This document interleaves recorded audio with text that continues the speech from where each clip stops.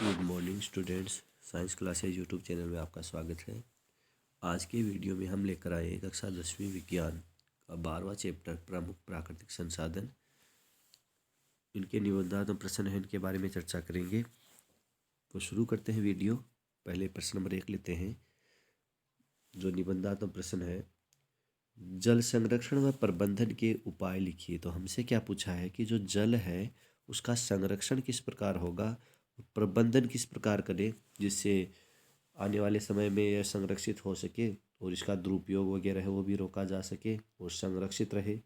देखो, जल एक चक्रीय संसाधन है, यानी जल है इसमें जैसे जानते होंगे भौतिक परिवर्तन होता है, तो विभिन्न प्रक्रमों से पुनः जल हम प्राप्त कर सकते हैं।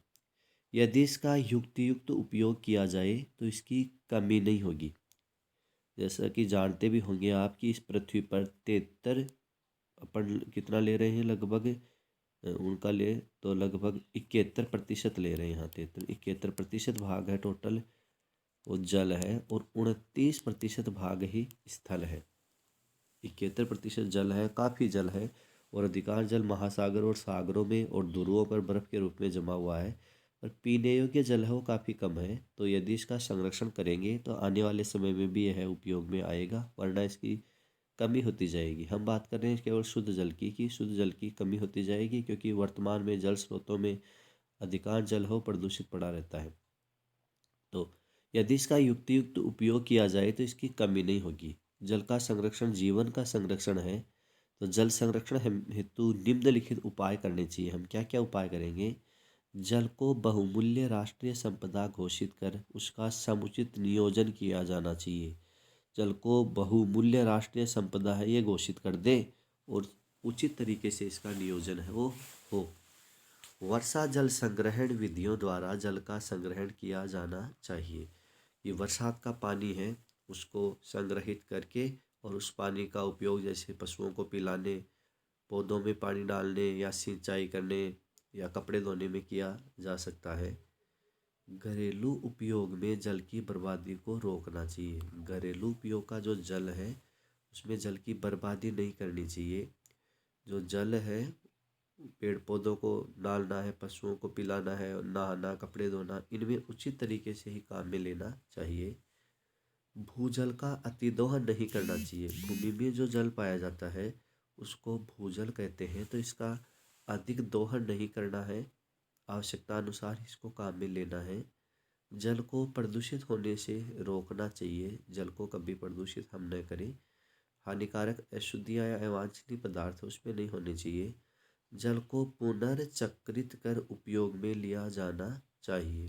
जल है उसको पुनर्चक्रित करेंगे। अगर प्रदूषित भी जल हो गया है तो प्रदूषित जल से पुनः शुद्ध जल प्राप्त कर देंगे उसकी अशुद्धियाँ हटाकर, और ऐसा जल है वो सिंचाई या कपड़े धोने में प्रयुक्त हो सकता है। बाढ़ नियंत्रण व जल के समुचित उपयोग हेतु नदियों को परस्पर जोड़ना चाहिए। कि बाढ़ है वो कंट्रोल हो सके, कि आवश्यकता से ज़्यादा नदी में पानी आ जाता है तो बाढ़ का खतरा रहता है।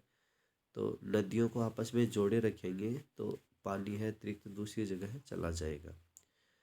सिंचाई है उसके लिए फव्वारा विधि और टपकन विधि है वो प्रयुक्त की जानी चाहिए। टपकन विधि को बूंद बूंद सिंचाई विधि भी कहते हैं और इस विधि में पानी की काफ़ी बचत होती है क्योंकि पानी बूंद बूंद करके पौधे की जड़ तक गिरता है।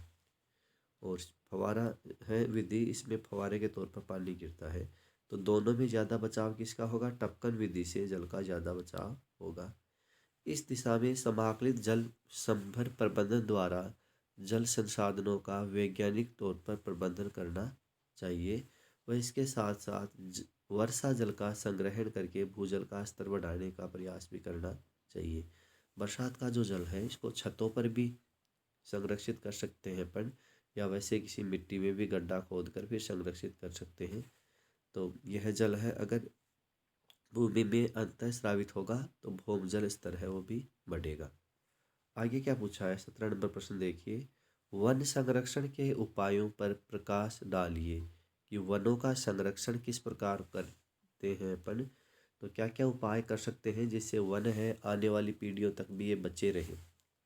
तो इसका महत्व है वो भी देखेंगे अपन इसी में, और क्या क्या हम उपाय कर सकते हैं।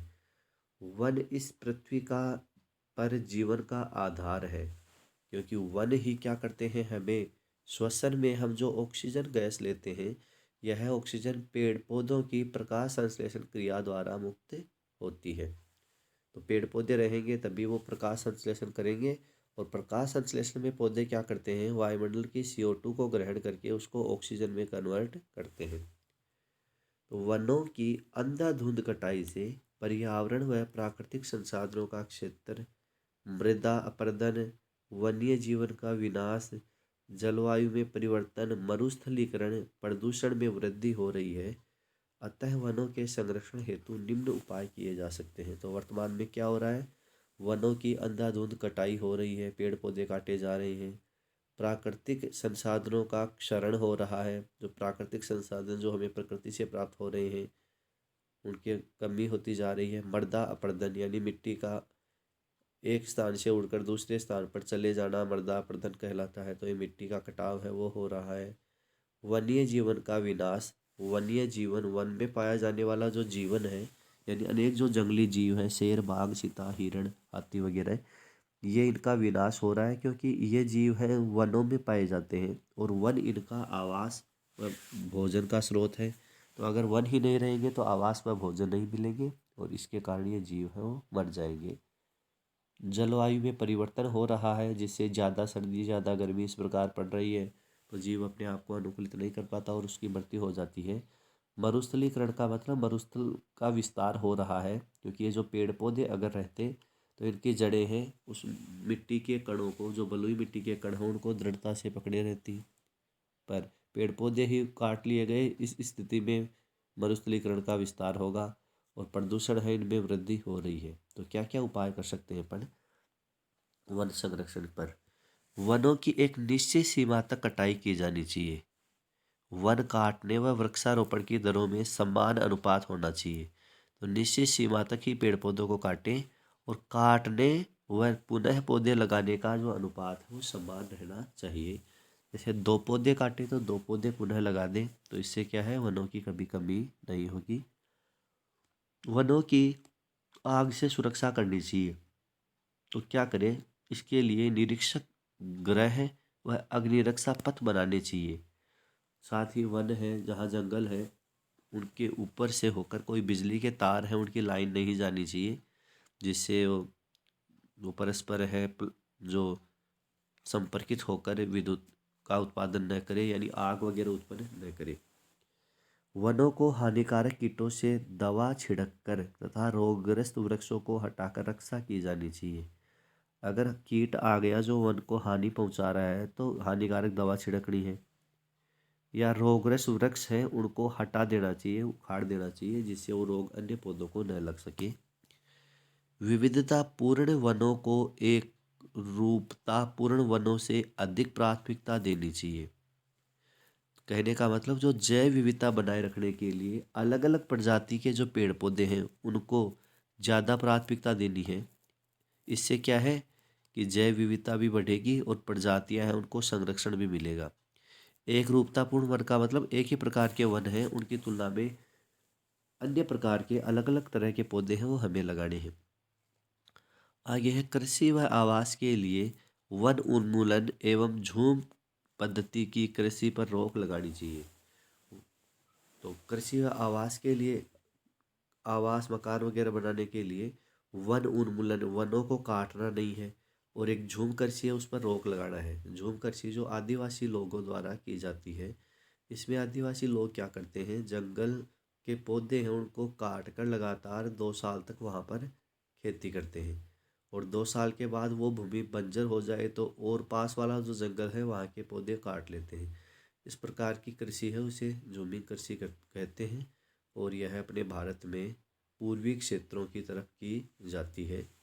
वनों की कटाई को रोकने के लिए ईंधन व इमारती लकड़ी के नवीन वैकल्पिक स्रोतों को काम में लेना चाहिए। तो वनों की कटाई को रोकने के लिए जो ईंधन और इमारती लकड़ी के जो नए वैकल्पिक स्रोत हैं उनको काम में लेना है। यानी हम लोग जो जैसे सूखी लकड़ी वगैरह है वो तो प्रयुक्त कर सकते हैं। इसके अलावा ये कह रहा है कि नए वैकल्पिक स्रोत जैसे गैस वगैरह है, घरेलू गैस वगैरह, उससे खाना बनाना वगैरह, तो इन पर ज़्यादा ध्यान देना है जिससे पेड़ पौधे हैं वो न कट पाए। वनों के महत्व के विषय में जन चेतना जागृत की जाए, लोगों हैं उनको जागरूक किया जाए, वनों से होने वाले लाभ से अवगत कराएं। चिपको आंदोलन, शांत घाटी क्षेत्र आदि इसी जागरूकता के परिणाम हैं। चिपको आंदोलन जहाँ पर पेड़ पौधों को बचाने के लिए लोग अपनी जान तक खेल जाते हैं। वन संरक्षण में सामाजिक व स्वयंसेवी संस्थाओं की महती भूमिका है। सामाजिक और जो स्वयंसेवी संस्थाएं हैं वे वन संरक्षण में महत्वपूर्ण भूमिका निभा रही है। बांधों एवं बहुउद्देशीय योजनाओं को बनाते समय वन संसाधन संरक्षण का ध्यान रखना चाहिए कि पेड़ पौधे हैं वो नष्ट न हो पाए। कभी भी बांध और बहुउद्देशीय परियोजना बनाए तब सामाजिक वानिकी को प्रोत्साहन देना चाहिए। समाज के लोग हैं उनको पेड़ पौधों को बचाने के लिए आगे आना है तथा वन संरक्षण के नियम व कानून है उनका सख्ती से पालन करना चाहिए। अगर हम ये लोग सभी कम कर पाएंगे तो वनों का संरक्षण जरूर होगा। आगे पूछा है, वन्य जीवों के विलुप्त होने के कारणों का वर्णन कीजिए। तो जो वन्य जीव है वो विलुप्त क्यों हो रहे हैं, क्या क्या कारण हो सकते हैं। मेन तो अपन कह सकते हैं कि इनका जो आवास है वही नष्ट हो रहा है, तो वन्य जीव नष्ट हो जाएगा। क्योंकि जो आवास है वो क्या करता है, उनका सुरक्षा करता है उनकी प्राकृतिक आपदाओं से, जैसे वर्षा है, बाढ़ वगैरह है, जो वर्षा वगैरह है। साथ ही जो आवास के साथ साथ ही भोजन भी इनको पेड़ पौधों से ही प्राप्त होता है। तो मेन कारण क्या है वन्य जीवों के विलुप्त होने का, प्राकृतिक आवासों का नष्ट होना। वन्य जीव का जो प्राकृतिक आवास है जिसमें वो रह रहा था वही नष्ट हो जाए तो जीव को फिर सुरक्षा नहीं मिल पाएगी और जीव स्वयं नष्ट हो जाएगा। इसके अलावा और भी दिया है यहाँ पर, जनसंख्या में अत्यधिक वृद्धि होने के परिणाम स्वरूप मानव की आवश्यकताएं हैं वो बढ़ गई है, पहले की तुलना में बढ़ गई। मानव ने आवास कृषि उद्योगों हेतु वन भूमि का उपयोग किया, मकान बनाने के लिए वन की भूमिका में ली, खेती करने के लिए कोई या उद्योग धंधा स्थापित करने के लिए जो भूमि है उसको काम में लिया, और जिससे प्राकृतिक आवास पर संकट उत्पन्न हो गया कि उस आवास में जो जंगली जीव थे वो वहाँ से चले गए क्योंकि उनका आवास ही नष्ट हो गया। बहुत बड़ी जल परियोजनाओं जैसे भाखड़ा नांगल परियोजना, टिहरी बांध परियोजना, व्यास परियोजना इत्यादि से वन भूमि पानी में डूबती गई। इनसे क्या हुआ कि जो वन की भूमि थी वो पानी में डूब गई, जिससे वन्य जीवों के जो आवास थे वो नष्ट होने लगे। जंगलों में खनन कार्य, पर्यावरण प्रदूषण से उत्पन्न अम्लीय वर्षा आदि से भी प्राकृतिक आवास नष्ट होते गए। समुद्रों में तेल टैंकरों से तेल का रिसाव, तो तेल के टैंकर हैं उनसे तेल निकलकर समुद्रों में चला गया, जिससे समुद्री जीव थे वो नष्ट हो गए और हो भी रहे हैं। इसके अलावा ग्रीन हाउस प्रभाव जो क्या करता है, तापमान है वो बढ़ा देता है। ग्रीन हाउस प्रभाव के कारण भी जैव विविधता कम हो रही है, अनेक जातियाँ नष्ट हो रही है। इससे क्या है, ग्रीन हाउस प्रभाव से ही मानव व वन्य जीवों में संघर्ष उत्पन्न हो गया, प्रदूषण हो गया, वन्य जीवों का अवैध शिकार। उपरोक्त कारणों के अतिरिक्त प्राकृतिक, आनुवांशिक व मानव जनित अनेक कारण भी वन्य जीवों के विनाश हेतु उत्तरदायी हो सकते हैं। आगे पूछा है, राजस्थान में पारंपरिक जल संग्रहण की विभिन्न पद्धतियों का वर्णन कीजिए। तो देखो अपने जो राजस्थान में जो परंपरा से जल संरक्षण की पद्धतियाँ चली आ रही है वो कौन कौन सी हैं। एक दिया है यहाँ खड़ीन, तो खड़ीन का मतलब मिट्टी का बना हुआ अस्थायी तालाब है, एक मिट्टी का बना हुआ, और इसे कोई ढाल वाली भूमि है उसके नीचे बनाते हैं। इसके दोनों ओर तो मिट्टी की दीवार रखेंगे, दोनों ओर तो क्या रखेंगे, मिट्टी की दीवार, और तीसरी ओर पत्थर से बनी हुई कोई मजबूत दीवार है वो रखेंगे। ढलान वाला क्षेत्र होना चाहिए। इसमें जल है वो काफ़ी ज़्यादा भर जाता है, तो वो जल है फिर आगे वाली जो खड़ीन है उसमें चला जाता है, और खड़ीन में जल के सूख जाने पर इसमें कृषि की जाती है। तो वहाँ जल चला जाएगा, फिर वहाँ जल सूख गया तो कृषि कार्य किया जाता है। तो मिट्टी से बना हुआ अस्थायी तालाब है, दो ओर यहाँ पर मिट्टी की दीवार होगी और एक और पत्थर की दीवार होगी। फिर दिया है तालाब, तालाब में प्रायः वर्षा के जल का संग्रहण किया जाता है। बरसात का जो पानी है उसे तालाबों में ही इकट्ठा किया जाता है। और यहाँ स्त्री और पुरुष के नहाने के अलग अलग घाट होते हैं तालाब में। तालाब की तलहटी में ही एक कुआं और बना होता है और इसी को बेरी कहते हैं। जल संचयन की यह प्राचीन विधि आज भी अपना महत्व रखती है। इससे भूमि का जल स्तर है वो काफ़ी बढ़ता है, क्योंकि जल एक जगह रहेगा तो वह अंदर भूमि में अंतः स्रावित होता जाएगा। आगे है झील। राजस्थान में प्राकृतिक व कृत्रिम दोनों प्रकार की झील बनाई जाती है।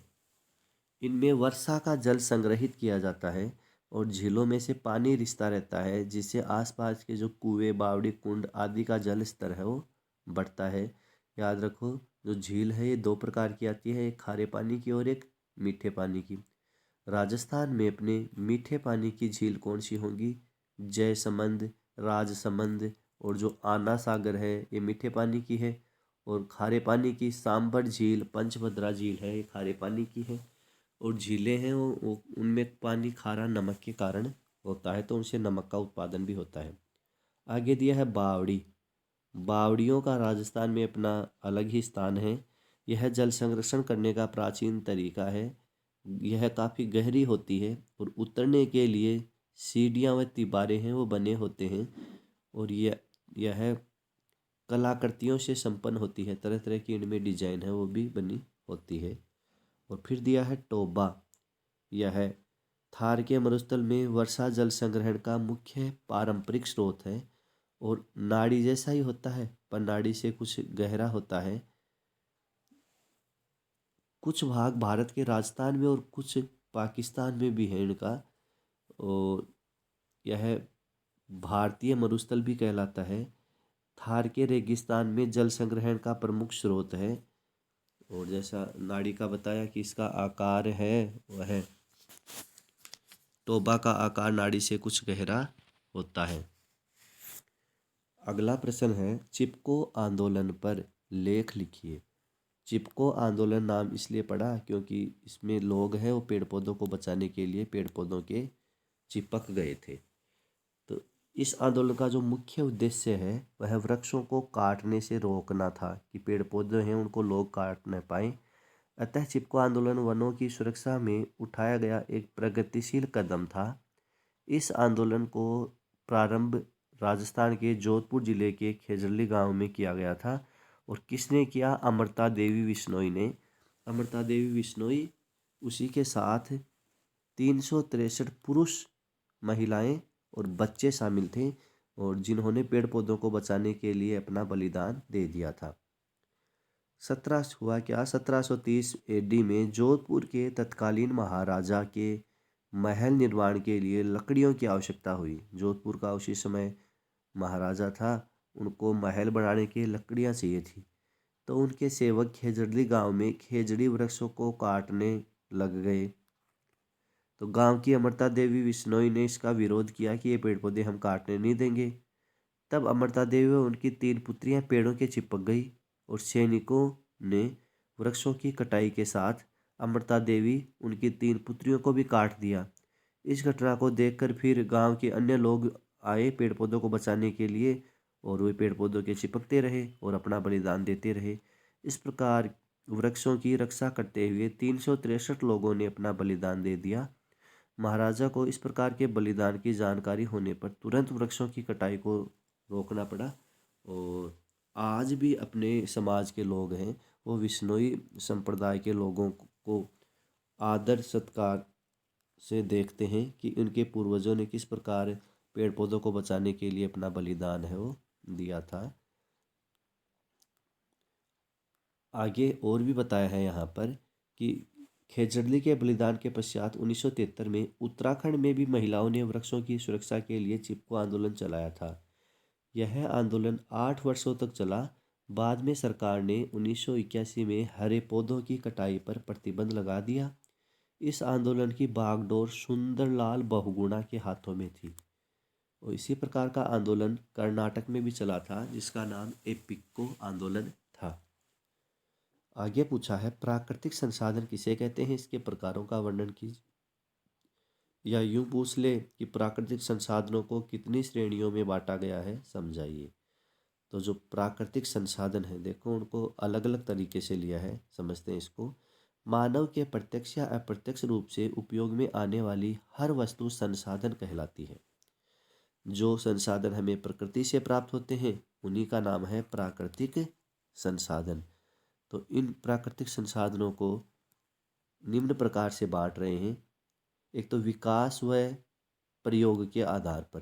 तो विकास व प्रयोग के आधार पर इनको दो भागों में बांट दिया। देखो कौन कौन से हैं, दो भागों में बांटा है।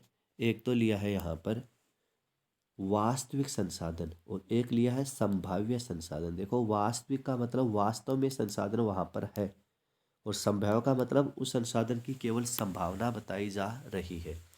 तो वास्तविक संसाधन ये वे संसाधन हैं जिनकी मात्रा हमें ज्ञात है, जिनका उपयोग अभी हम वर्तमान में कर रहे हैं।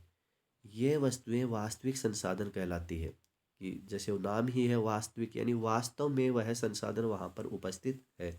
जैसे पश्चिम एशिया में खनिज तेल की मात्रा, जर्मनी में कोयले की मात्रा और महाराष्ट्र में काली मिट्टी की मात्रा।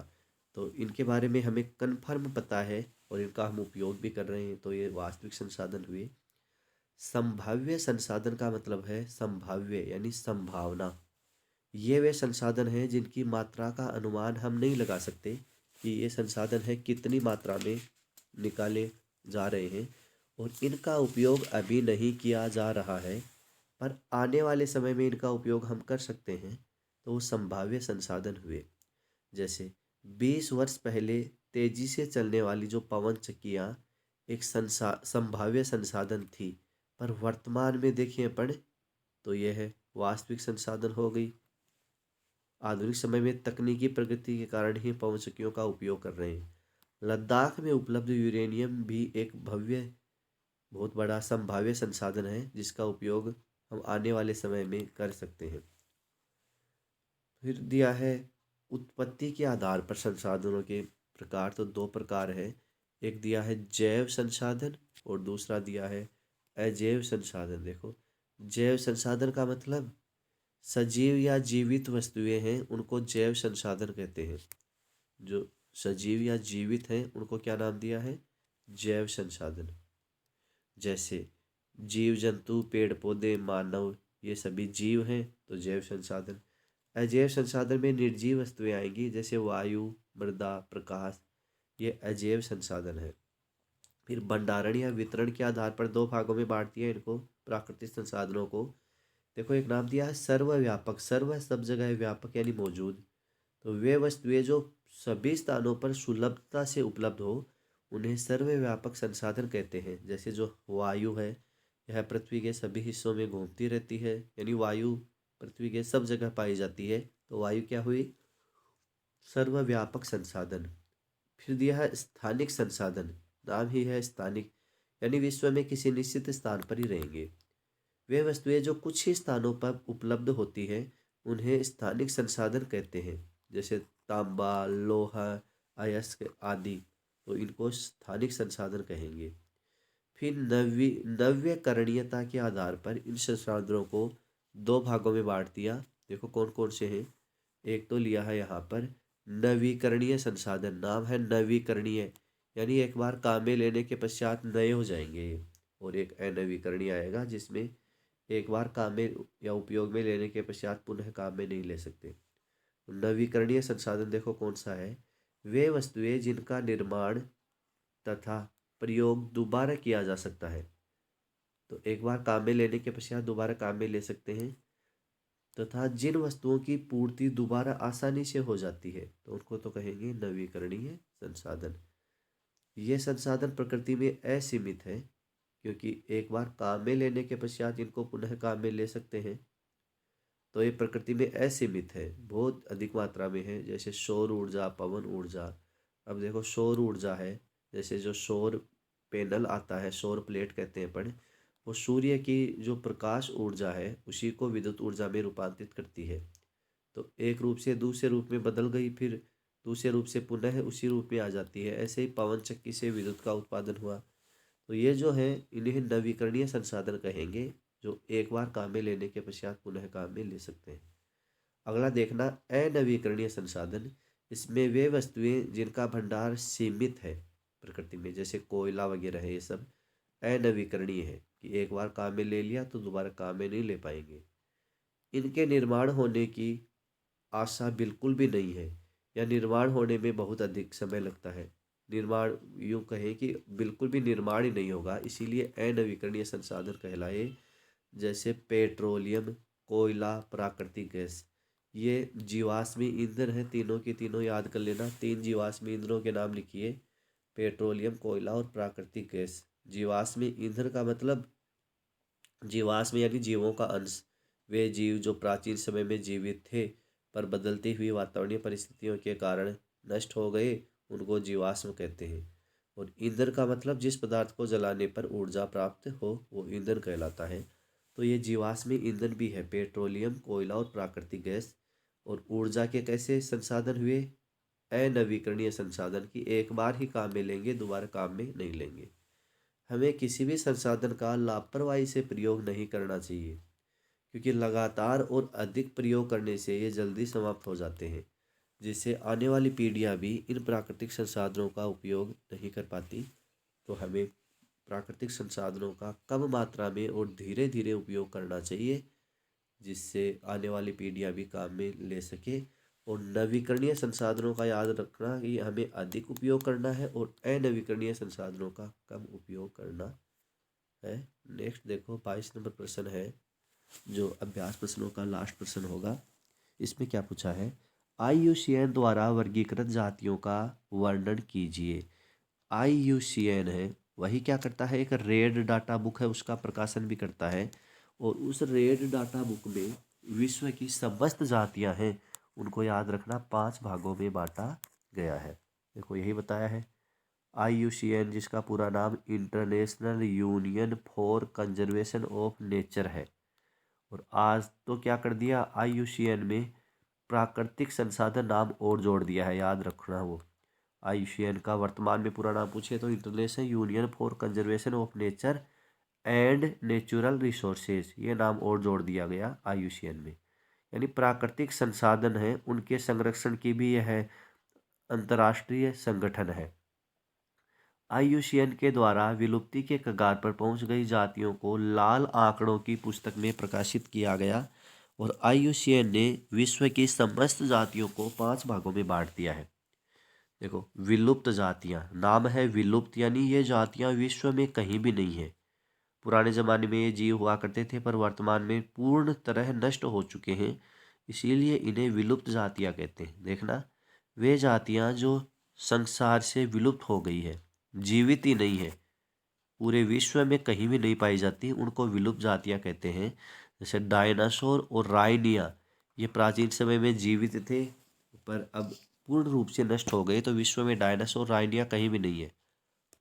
आगे है संकटग्रस्त जातियां। तो ये वे जातियां हैं जिनके संरक्षण के उपाय नहीं हैं, तो उनको संकटग्रस्त जातियां कहते हैं।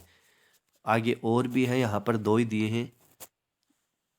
एक कौन सा हो गया, एक विलुप्त जातियां हो गया, एक संकटग्रस्त हो गया। एक आती है दुर्लभ प्रजातियां। दुर्लभ का मतलब हुआ वे प्रजातियां, देखना आगे आएगा उसका, आगे देख रहे हैं अपन, वही रिपीट हो गए प्रश्न, तो यहाँ ये आ गया, तो संकटग्रस्त। इसके बाद है दुर्लभ जातियां। तो वे जातियां जिनकी संख्या विश्व में काफ़ी कम है, यानी विश्व में किसी निश्चित स्थानों पर ही पाई जाती है, उन्हें दुर्लभ जातियां कहते हैं। तो ये जातियां हैं, अगर इनका संरक्षण नहीं किया तो आने वाले समय में ये भी संकटग्रस्त हो जाएंगी, और संकटग्रस्त का भी संरक्षण नहीं किया तो विलुप्त हो जाएंगी। जैसे हिमालय भालू, विशाल पांडा आदि, ये दुर्लभ प्रजातियां हैं। तो हमने कौन कौन सी बता दी पहले आपको? एक तो बता दी विलुप्त जातियां जो विश्व में कहीं भी नहीं है, नष्ट हो गई। एक संकटग्रस्त बता दी कि जिन पर संकट आ गया, यानी आने वाले समय में वो नष्ट हो जाएंगी, कब? यदि उनका संरक्षण नहीं किया। और एक मैंने बता दी दुर्लभ जातियां जो विश्व में किसी निश्चित स्थान पर बहुत कम मात्रा में पाई जाती है और दुर्लभ जातियां हैं।